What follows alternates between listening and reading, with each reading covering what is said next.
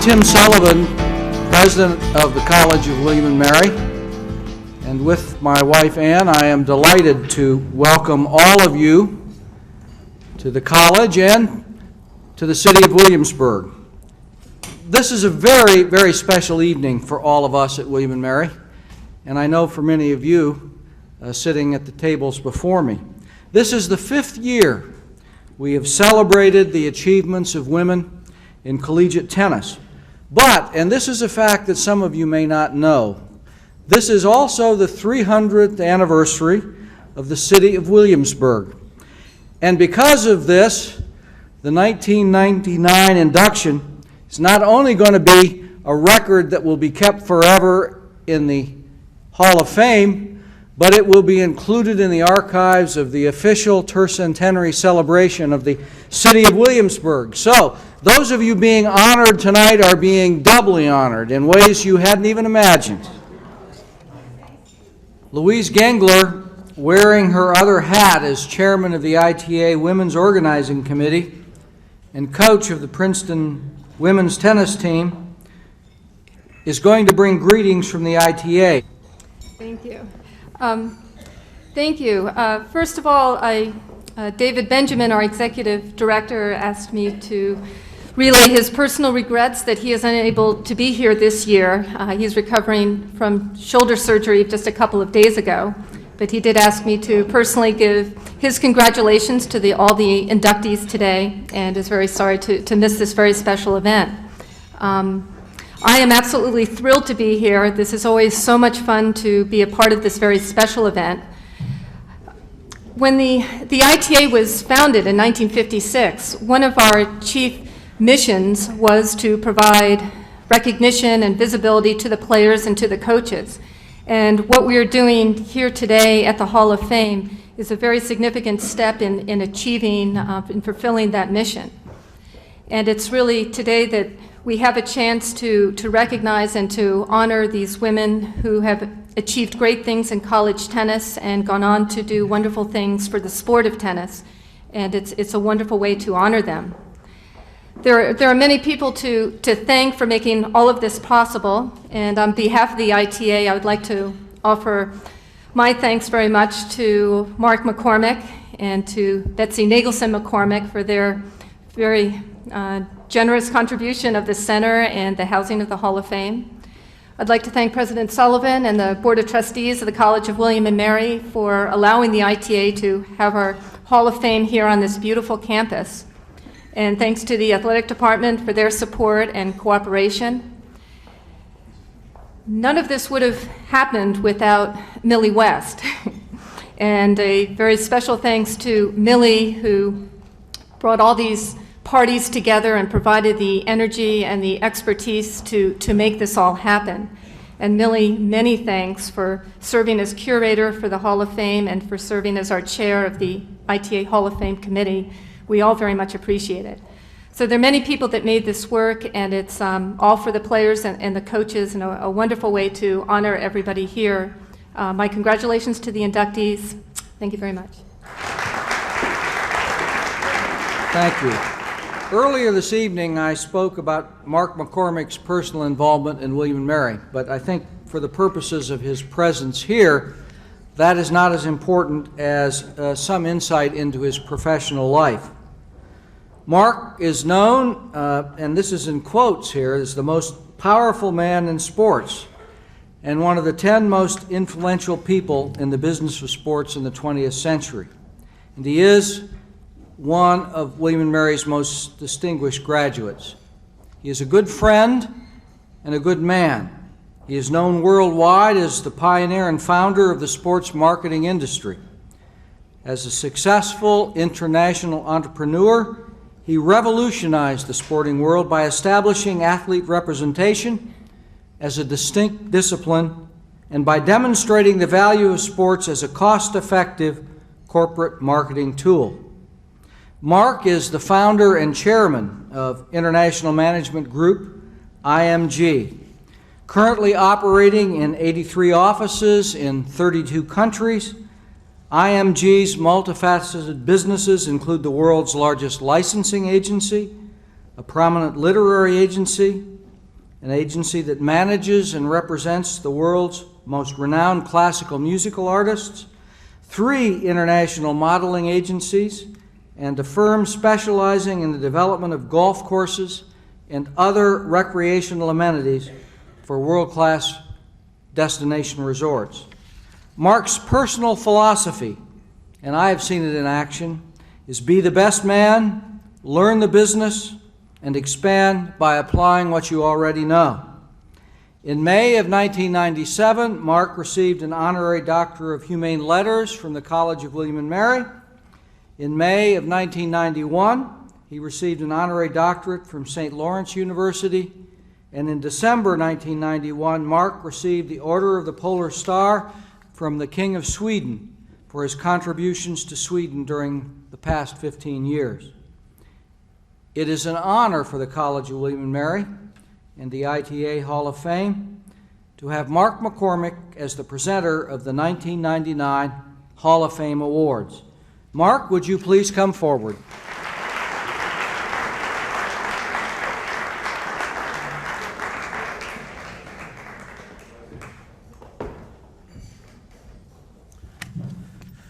Thank you, Tim, very much.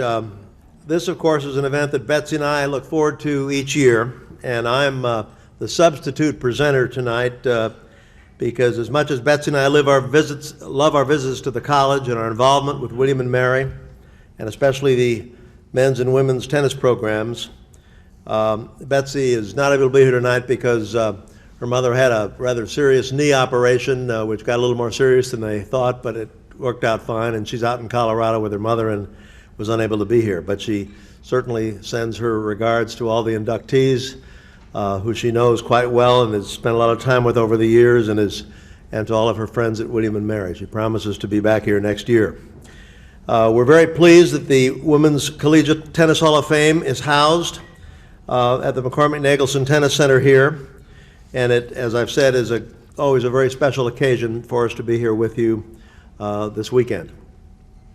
Now, this year's inductees: Janet Hops Atkinson, Seattle University; Tori Ann Fretz of Occidental College; Nancy Pierce Jeffett from Washington University of St. Louis; and Peachy Kellmeyer of the University of Miami, have all had exceptional careers. They literally transcend the role of great players and contributors, for they've also served as willing pioneers for all women in sports. And during their careers, they've sparked remarkable changes in women's tennis, from the grassroots to the professional level, and they've cleared barriers for other women to follow them more easily. They played and advanced tennis for the love of the game, but along the way, they set a standard of excellence that has paved the way for today's great collegiate and professional programs. And even more extraordinary, each one of these inductees is still vitally involved in tennis. Now, before we begin, I've been asked to bring the inductees greetings from some of their many friends who couldn't be here: Donna Fales, Ann Pittman, Joan Johnson, Lucy Hopman, Louise Bruff-Clapp, Rosie Casals, Flo Blanchard, Dottie Whiteman Hood and Billie Jean King, Jane Brown, Bart McGuire, Pam Shriver, and of course my wife Betsy.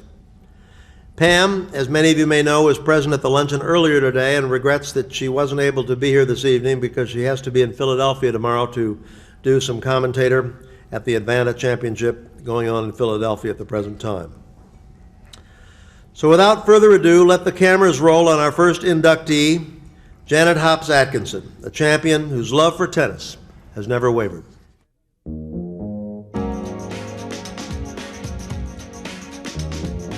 20 years before Billie Jean King, Janet Atkinson won her own battle of the sexes, playing #1 on the men's team at Seattle University. A tomboy who liked football and baseball, Atkinson switched to tennis at age 11. "Mother decided to get me into something more ladylike," she said. The young lady soon was California junior champion. When her family moved to Washington, Atkinson enrolled at Seattle University. An A student, she still found time to captain the Junior Whiteman Cup team. The rising star claimed 3 singles and 2 doubles titles at the All-College Championships in St. Louis, a tournament that led the way to the National Intercollegiates. And she was her school's most formidable tennis weapon, beating out the Northwest's best male players. Already ranked 11th in the nation while in college, Atkinson joined the circuit full-time after graduating in 1956. Noted for her aggressive game and competitive spirit, Atkinson reached the top 10 4 years straight and took the #1 spot in doubles in 1960. As captain of the Whiteman Cup team, she spearheaded victories in the U.S. in 1959 and in England the following year. Playing at Wimbledon, she made it to the semifinals of both the doubles and mixed doubles. Atkinson retired from the circuit in the early 60s, but she continued to dominate Northwest tennis, eventually winning nearly 50 titles. Raising 7 children with her husband Bill, she took on yet another challenge as tennis coach for her alma mater. She reached the Nationals 4 years running. Always an advocate for the game, Atkinson has held countless workshops, camps, and tournaments. You name it with tennis, and I do it, she says. Now captain of the Alice Marble Cup team, Atkinson is celebrating a half-century in tennis. She has come a long way indeed. Janet's 3 consecutive national collegiate titles are certainly very impressive, but the most amazing thing is that her record has not been challenged in the 45 years since, and I seriously doubt if it ever will be challenged. Janet had great training going into the championships by playing #1 on the Seattle University men's team. How did she fare against the men? She literally beat all of them. In the early days, Janet was among the young players Hazel Whiteman housed when Janet was on the East Coast. Now, it was a great benefit, as many of you may know, to stay at Mrs. Whiteman's house because all the top players stayed there. But it was never a free ride because Mrs. Whiteman had a habit of assigning chores to everyone. And Janet's assignment on one stay was to trim the shrubbery. Now, she'd had no experience in this field, and Mrs. Whiteman gave her no instructions. So she did the job as best she could, but somehow Mrs. Whiteman never commented on her performance and never asked her to do the task again. A severe knee injury in 1961 took Janet off the national and international circuit for a year.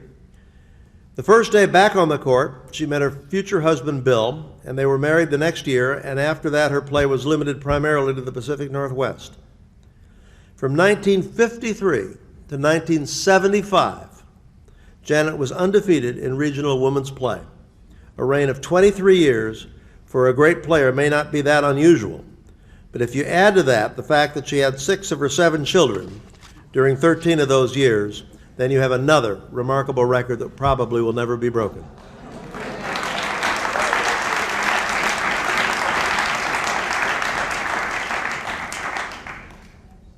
Before Janet comes up to accept her award, I'd like to recognize her family and friends who are here this evening. Perhaps you could stand as I call your name. Her husband, Bill, and her daughter, Jennifer, and husband, Dan Stringer, and her sister, Ann, and her husband, Mr. and Mrs. Dale Martin.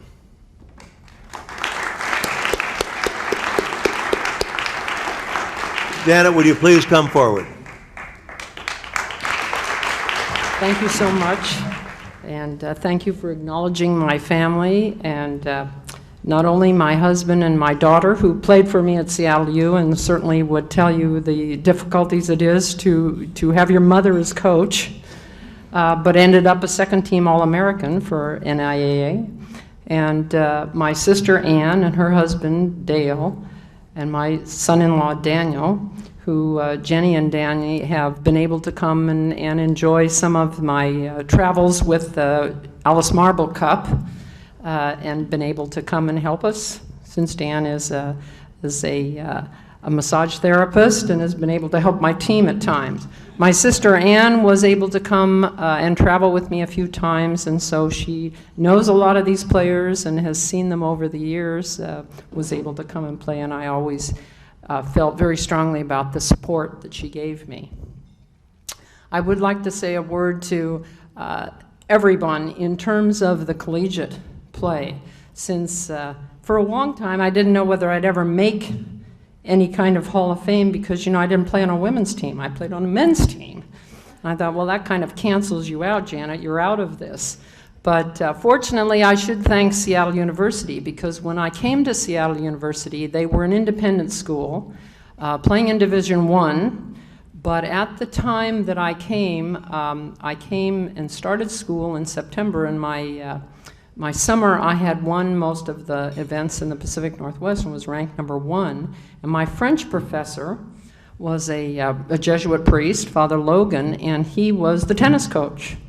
So he approached me on the days after he saw the ranking in the paper, and he says, do you want to come out and play with the men's team? And I said, sure, I would certainly like the competition. And he says, no, play on the men's team.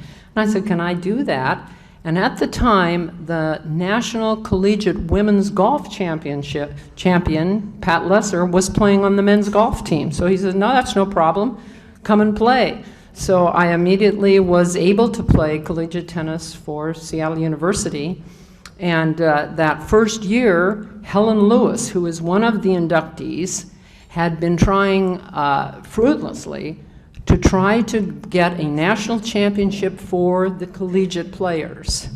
And she contacted Seattle University and asked if they would send me to the first collegiate tournament at Washington University in St. Louis, Missouri.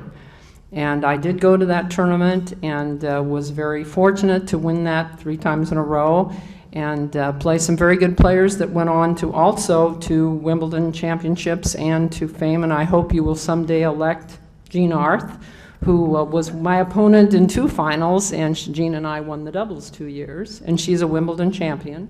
So I hope in a year or 2 she will be brought to this stage. She's on the list. Good. But I did want to present to the Hall of Fame. This is a trophy that they gave me for winning the title 3 times. So I want Millie to have this and add that to the collection. Thank you. And in closing, I just wanted to leave you with one thought. Some of you maybe have seen the musical Chorus Line over the years. And when I saw that, there is a wonderful song in Chorus Line, and it's What I Did for Love. And that's the way I feel about tennis.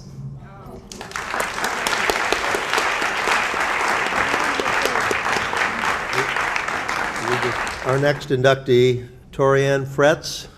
The video, please. In which case, you want to return A teacher, professional, and early collegiate champion, Tori Fretz is an inspiration to young and old. She began tennis lessons at age 13 on Harrisburg's public courts. In just 4 years, she achieved a #1 ranking in the Middle States region. Leaving chilly Pennsylvania for sunny California, Fretz became collegiate singles and doubles champion while a student at Occidental College. Her victories came in 1961, just 4 years after the USTA sanctioned the first national collegiate tournament for women. Working with the great champion Alice Marble to improve her serve and net game, Fretz broke into the top 10 in 1963. She was ranked #2 in doubles in 65 and 66.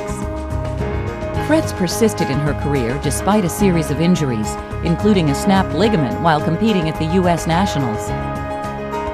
Along with other pioneering women players, she joined the Virginia Slim circuit in the first years of the tour. She also joined the fledgling World Team Tennis Organization, playing with teammate Billie Jean King on the Philadelphia Freedoms. Since retiring from the circuit in the mid-70s, Fretz has been a dedicated teaching professional. Now at the Shadow Mountain Resort in Palm Desert, California, she takes special interest in the healthy development of young players. And the kids say it all. Give me a T! T! Give me an O! O! Give me an R! R! Give me a Y! Y! What's that spell? Tori! Go, Tori! You're the best. A very popular player, Tori was always known as a witty and charming first tenor on the circuit. Perhaps some of you saw Tori on the 1960s TV show The FBI. She was in an introductory scene hitting tennis balls with her longtime friend Ephraim Zimbalist Jr., the star of the show, who is obviously also an avid tennis enthusiast. Another story worth repeating took place at Gladys Hellman's home in Houston. It was a huge affair given in honor of Ted Tinling, the premier designer of tennis dresses for all the top women players of his era. Ted was very British and was a particular authority on protocol. He was also an impeccable dresser, and for this occasion he was wearing a pristine white suit, his bald head shining brightly, and he had on his trademark solitaire diamond earring. Dinner was served buffet style, and Tori filled her plate with a mound of fruit salad, and as she moved away from the buffet table and into the vicinity of Ted's table, her plate somehow slipped, and all the food landed in Ted's lap. I'm sure that Tori and Ted never forgot that incident. The committee selected Tori as a 1999 inductee based upon her great collegiate and professional record. And it was only after her selection that we learned of a severe shoulder injury and surgery that ended her tennis career. Surgery to repair the shoulder resulted in nerve damage and a split deltoid muscle, leaving Tori with paralysis in her tennis arm. Then a miraculous story evolved. A close friend wouldn't give up, and he wouldn't let Tori give up. He located a doctor who agreed to operate and repair as much of the damage as possible. The surgery was successful to the degree that Tori regained the use of her arm, and while she can't play competitively or train top players as she once did, she can work with children and is back at the game she loves so much. We all congratulate you, Tori, on your courage and your perseverance. You will serve as an inspiration to others who have faced similar hardships. At this time, I'd like also to welcome Tori's good friend, Howard Kornblum from Phoenix, who's here with her this evening. Howard, would you please stand and be recognized?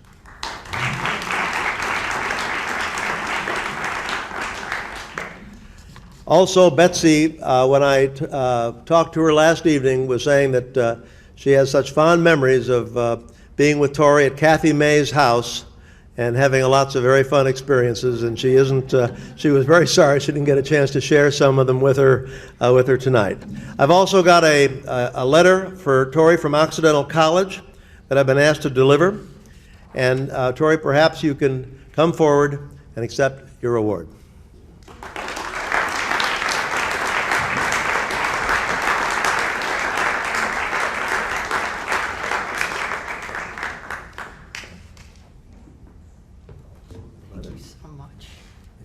Thank you. Thank you. Yeah, thank you. I can only hold one thing at a time these days.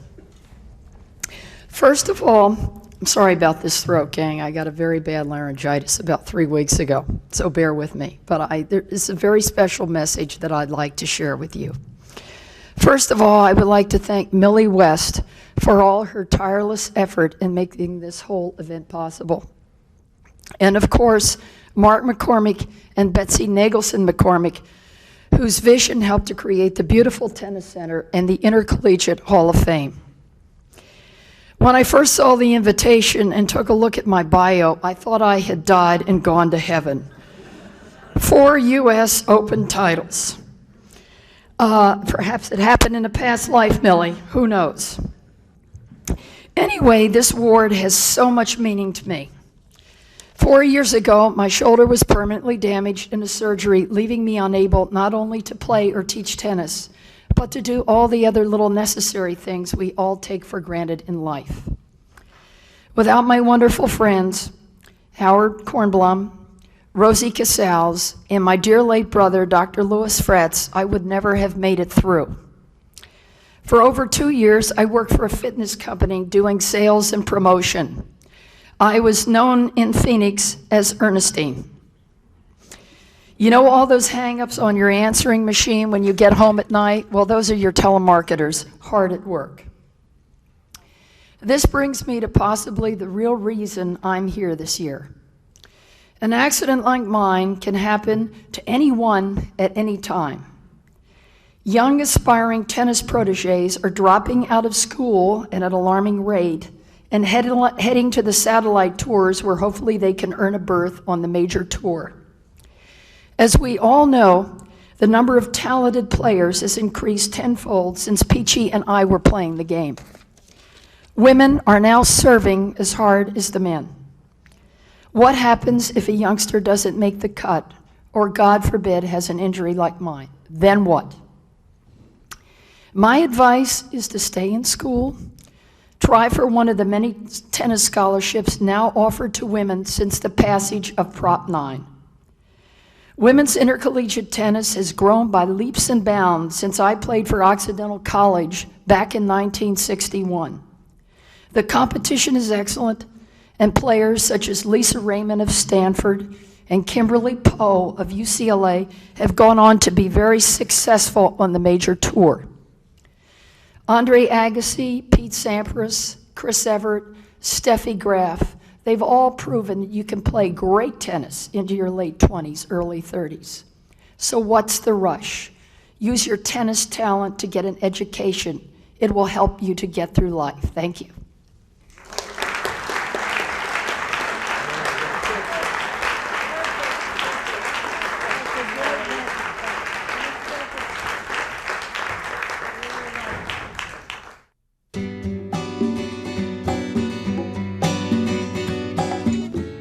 At age 11, Nancy Jeffett picked up a racket, and tennis was never the same.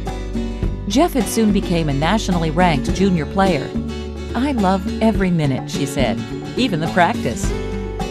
At age 19, Jeffett left the national circuit to attend Washington University in her native St. Louis, but she maintained her love for the game. Moving to Tyler, Texas after college, Jeffett created a tennis association, already showing her superb organizing skills. She and her husband Frank settled in Dallas, where she raised 2 children and continued her service to tennis. Through tennis, Jeffett became close friends with Maureen Connolly, the great Grand Slam champion. Together, they began organizing tournaments in Dallas. In 1968, the two created the Maureen Connolly Brinker Tennis Foundation. 6 months later, little Mo Connolly died of cancer. She was only 34. Carrying on as president, Jeffett made the foundation her life's passion. "Our goal is to bring tennis to everybody," she said. Over the course of 30 years, the foundation has grown to sponsor a dozen international tournaments and 8 prestigious awards. It has also raised millions of dollars, nurturing the careers of such standouts as Zina Garrison. Jeffett's service to the game reaches far beyond Dallas. She was the longtime chair of both the Whiteman and Fed Cup and captained the U.S. Fed Cup team in 1983. She has made the players part of her extended family, and they are her biggest fans. "Mrs. Jeffett can take care of anything," says Chris Evert. Recognized worldwide, Jeffett received the Samuel Hardy Award in 1992 from the International Tennis Hall of Fame. And the Dallas Tennis Association has named its Lifetime Achievement Award in her honor, a fitting tribute for a life dedicated to tennis. Nancy is certainly no newcomer to Williamsburg. As chairman of the Whiteman Cup Committee, she reigned over all 4 Whiteman Cup matches held at William & Mary throughout the 80s. And we're certainly pleased to have this opportunity to welcome her back to Williamsburg, this time as a Hall of Fame inductee. A lifelong mover and shaker in all aspects of tennis, Nancy has received almost every tennis award possible. Reading the list in the program will cause you to shake your head in amazement and disbelief. After the Open era began in 1968, Nancy became the Hazel Whiteman of modern tennis. She opened her home to all the players, and quickly she became their friend, their travel agent, their advisor, and their social secretary. The players loved her, and many of them affectionately called her the Duchess. An example of Nancy's efforts for her players is the wedding of the French champion Françoise Durr. Françoise had called Nancy and told her she was getting married on New Year's Eve. Nancy thought that was just great. Then she proceeded to tell Nancy that she'd like to be married in Nancy's home. Well, Nancy was already planning a New Year's Eve party, so she thought it wouldn't be a problem, so all she had to do was add a wedding cake. She thought the ceremony might be held in the den, away from the other guests, which included a number of rowdy Arkansas fans revving up for the Cotton Bowl the next day. That wasn't going to work, though, because Françoise wanted to be married in front of the fireplace. Then Françoise asked Nancy if she would please find a minister. Now, it wasn't too easy a task to find a minister on New Year's Eve, but she did find one. Now, he had New Year's Eve plans of his own and arrived in a velvet coat and plaid trousers. Rosa Cassels, on the other hand, arrived for the wedding in blue jeans. But it turned out to be one of the best weddings and New Year's Eve parties that Nancy and her guests had ever attended. Now, before Nancy comes up for her award, we'd like to recognize some of her friends in the audience. We regret that Nancy's husband, Frank, couldn't be here tonight, but we're delighted to welcome her close friends, Betty Harlan, Ann Reed, Sue Birmingham, Mr. and Mrs. Louis Dunkling, and Lynn Immergut, the coach of the women's tennis team at Washington University. Would all of you please stand? I also have just received a fax for Nancy from her good friends Ruth and Gordon Jorgensen, which says as follows. Mrs. Nancy Jeffett, care of the ITA Hall of Fame, College of William and Mary. Nancy, dear, we're also very pleased that you are being inducted into the Collegiate Tennis Hall of Fame. We just wish that we could be at William and Mary to help honor you. Our hearts are with you now and forever. Love, Ruthie and Gordon. We also have a gift here from Washington University, which I will give you along with your award. So could you please come forward?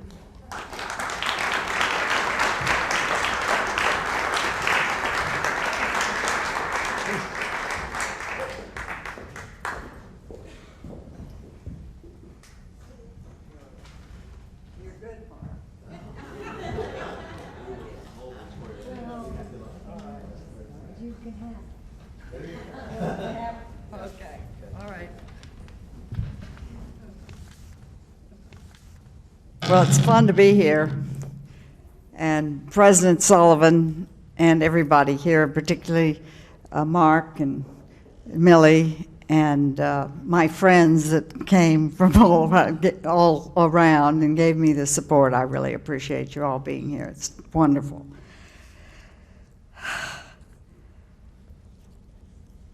I'm not really a tennis player, I'm a promoter. The Peachy Kellmeyer will tell you that I'm a big-time promoter of tennis, and I love it. I played it, and when I was 19, I fell and I dislocated 3 fingers on my right hand, and that really ended my serious tennis career. So, Tori, when you were making your little speech, it kind of made me realize all the times that I've made speeches to young tennis players, which I do throughout the years because our foundation sponsors many, many tennis events, and that tennis is a wonderful, wonderful game, but you have to have something else besides. You have to have an education. You have to have the ability to go on and do other things. And that's where I was really lucky, because I realized that I wasn't going to be the world's greatest tennis player, so I needed to go on and do something else. So that's how I got into all this, and it was great fun.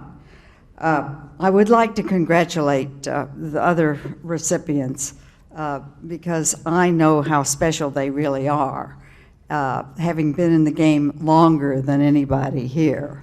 I can know all about Tori, and I know all about Peachy, and I know all about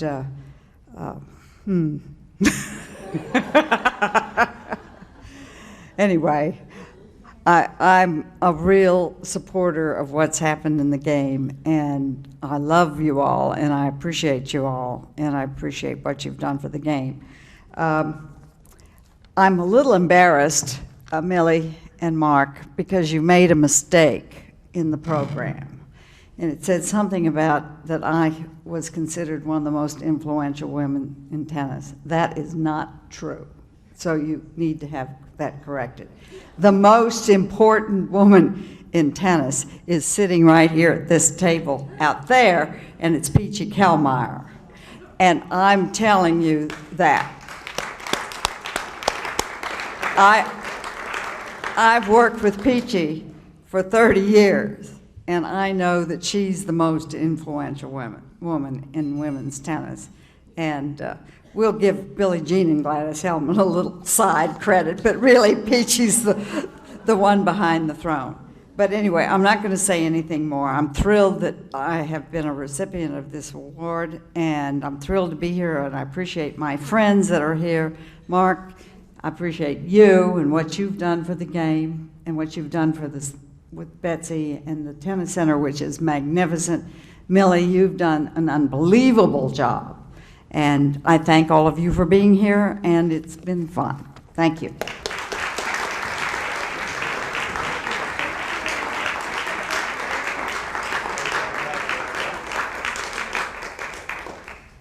Now the video of Fernley Peachy Kellmeyer.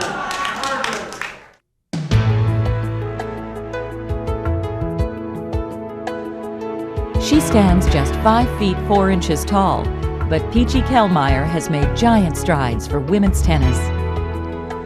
Learning the game in Charleston, West Virginia, Kellmeyer was state champ at age 13. She continued to rack up victories, and in 1962, she won the USTA Girls Sportsmanship Trophy. That same year, Kellmeyer entered the University of Miami, where she played number 1 on the women's team. She also competed on the men's team, the first woman to play on a Division I squad. "It's not your size, but the way you hit the ball," she said. Competing on the national circuit as well, Kellmeyer broke into the U.S. top 10 in 1966. After graduation, Kellmeyer began coaching at Florida's Marymount College. Frustrated by an NCAA ban on women's athletic scholarships, she filed suit and won, paving the way for Title IX. "That's my proudest moment," she later said. Her coaching career also included a Bonnie Bell Cup victory against a tough Australian team. In the 70s, Kellmeyer continued to break ground, becoming the first Virginia Slims tour director. Working tirelessly, Kellmeyer fought to secure better venues and equal prize money for her players. In 1977, she scored an unprecedented coup, staging the first women's tennis event at Madison Square Garden. A WTA board member since its founding, Kellmeyer joined the tour staff in 1981. She is now senior vice president. Looking back, Kellmeyer says, "I'm proud to see what's happened with women's athletics. Women will just keep fighting into the next century." So how does the name Fernley translate into Peachy? Actually, it's pretty simple. Her father thought she was a peach of a girl, and she was, so the name stuck. The following story gives you some insight about the caliber of Peachy Kellmeyer. At the age of 14, Peachy was playing in the finals of the 1959 U.S. National Girls Championship against the defending champion Vicki Palmer. They were in the second set when Vicki seemed hampered by an injury sustained a few weeks earlier. The referee called the two players to the net and suggested that the match be suspended for 5 minutes to determine if Vicki could continue, and Peachy agreed to the break. The match resumed, and Vicki was able to win the championship. And the write-up of that match, though, focused on Peachy rather than the winner. She'd handled this distressing situation with poise, dignity, and sportsmanship well beyond her 14 years. To those of us who know and have known Peachy, this story doesn't come as any surprise. Because if you take those characteristics and you add leadership, intelligence, honesty, and humor, then you have a description of Peachy Kellmeyer in her adult life. Peachy is one of the most highly respected women in the business. She's been the backbone and the architect of the growth of the Women's Pro Tour. She's played a huge role in promoting equal prize money for women, and this year, Peachy designed and distributed an equal pin for the top players to wear at Wimbledon, where prize money is not the same for men and for women. The players also wore the pin at the U.S. Open as a thank you for 25 years of equal earnings there. Today, Peachy Kellmeyer is in charge of operations for 64 tournaments a year. That means that she works with all the players, all the promoters, all the directors, and all the agents and managers. 1 or 2 tournaments a year would be enough for any normal person. 5 to 10 would be a killer, and 64 is even hard to contemplate. How does she do it? She does it because she loves it and because she's extraordinary at her job and passionate about it. Before Peachy comes up to accept her award, I would like to recognize her many fans in the audience tonight. So many family members are here that we've begun to refer to them as Peachy's Orchard. Please welcome her family, Fred, Dixie, Chris, Kenny, Michelle, David, and Shelley. Please stand up if you could.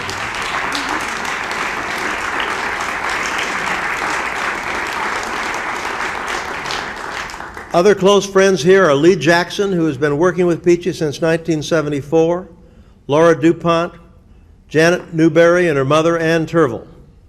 Some of them are here as well, so could they stand up? Great.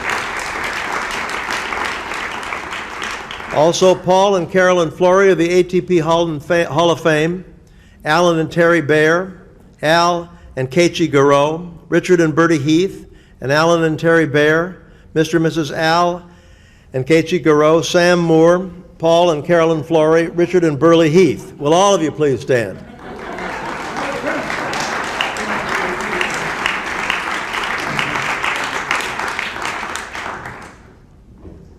I also have a special letter for Peachy from Merritt Steerheim, and I spoke the other day to Jeannie Brinkman Evans, who also was very excited about your induction and wanted me to extend her personal regards to you, as of course did Betsy.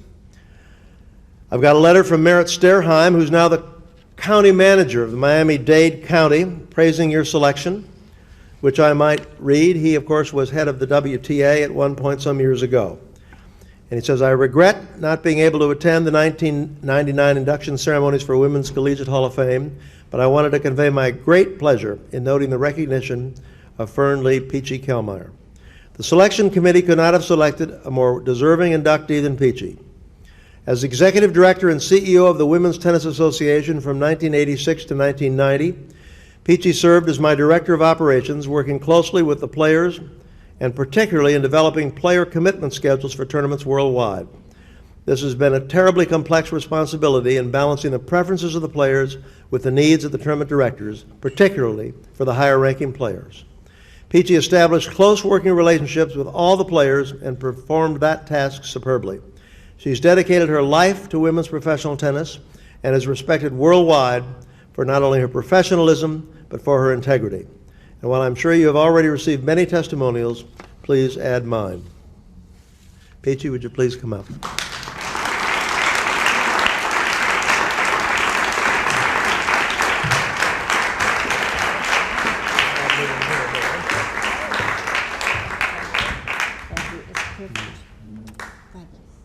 A little picture coming here. In the middle. There you go.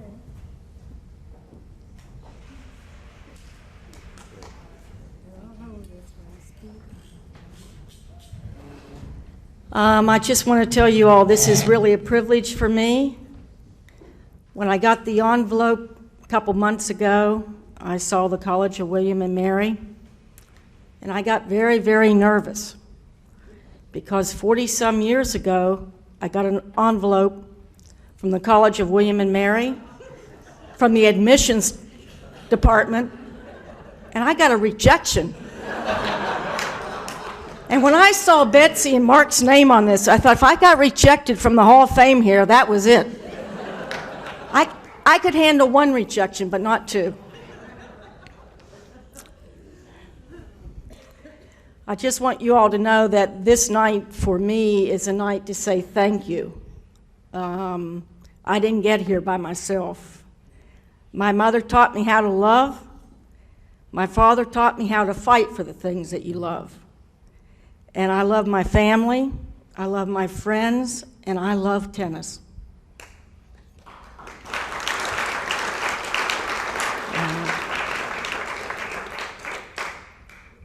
If I did anything on the tennis court that was any good as a player, I credit one person, my brother Freddie. When I was born, I had a club foot. That means your one foot's a little deformed and a little bit smaller than the other one.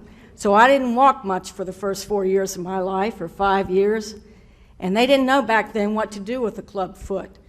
So the doctor said, look, folks, you know, take this girl out and make her exercise. My brother was 3 years older than me, and he was 3 times better than me in any sport. But he put up with me every day of my life after school, coming home and going out playing, whether it was tennis or baseball or football or basketball. And somehow my little foot got a little bit bigger than it was. And so for him, my tennis got better because every day he played with me, and his tennis got worse. So I thank him very much and credit him with anything that I ever did on the tennis court. But what means more to me than anything that I've ever done in tennis is not as a player or a coach, but in seeing women's tennis being built over the years. I was lucky enough to have played in an era and to have worked in an era where I saw the women's tour grow. And I never saw a better group of women who built this sport and made it is what it is today. I don't know any sport in the world that you can just name the first names of the tennis players.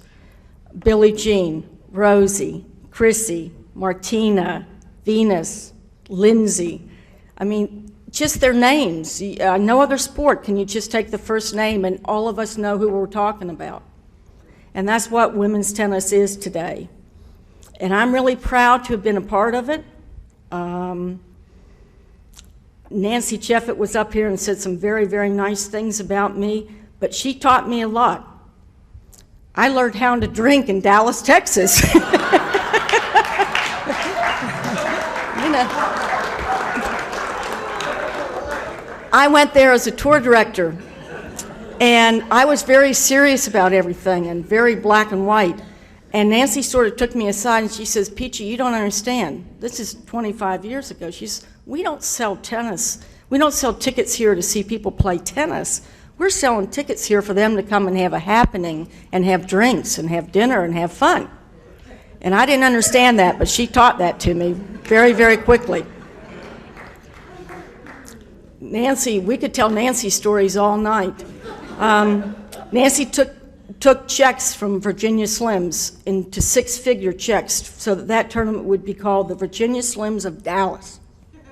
That tournament was never called the Virginia Slims of Dallas.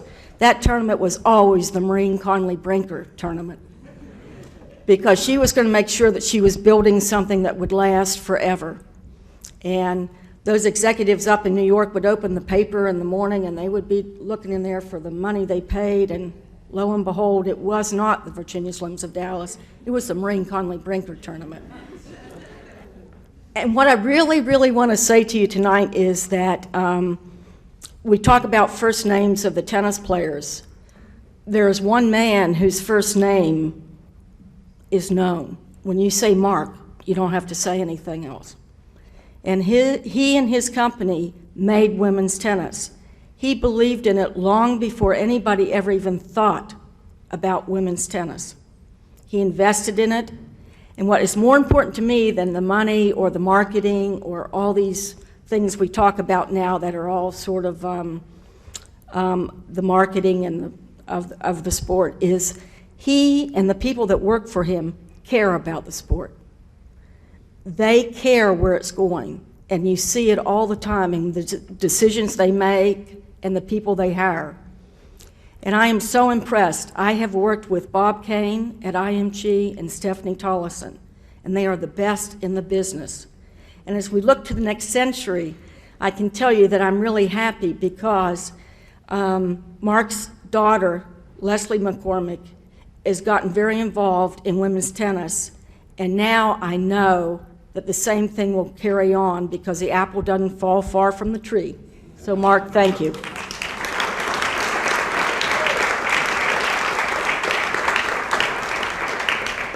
Like I said, I love my family, I love my friends, and I love tennis. And I want to thank my friends and my family for coming here. It's been very, very nice. I want to say a special thanks to the Becks last night for the cocktail party. It was very, very nice of you all. And Millie West, you're the godmother here. And I pledge to you that I'll be back, whether you want me or not. And I really have this in my heart, what's going on here. I saw this facility today. I've never seen a nicer facility in my life. The Hall of Fame, I think, is fantastic. And I just want to thank everybody very, very much. Good night.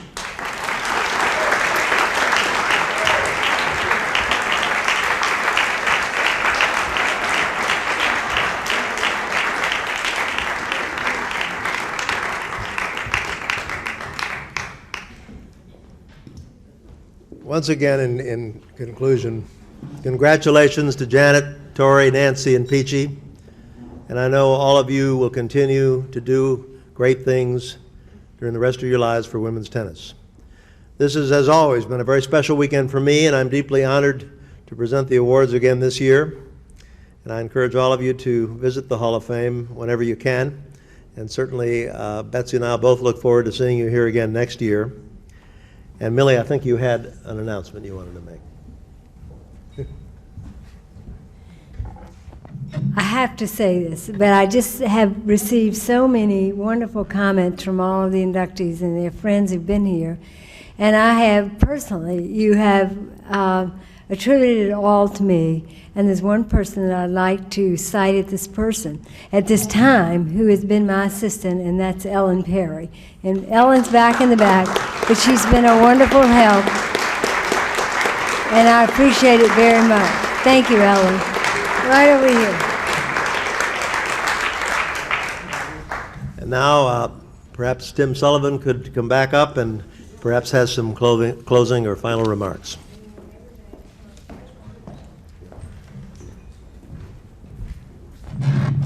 Quite an extraordinary evening, and obviously we have been honored to induct 4 extraordinary women into the Hall of Fame. I listened carefully to your remarks. It was an exceptionally thoughtful, moving quartet, I think, of reflections on a life and then a life in tennis.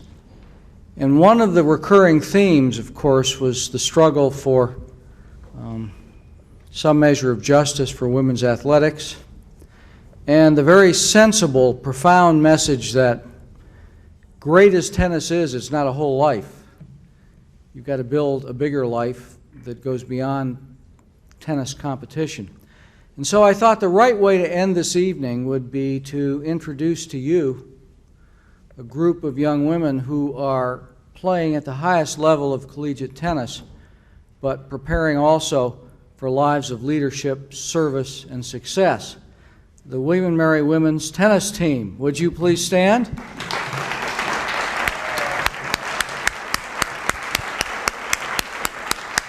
Thank you all for being here and for sharing such a very, very special evening. You are all now, those of you who are visitors and friends and family of the inductees, and the inductees certainly, a permanent part of the William & Mary community, and the consequences of that you cannot even yet begin to imagine. Thanks for being here. Thank you.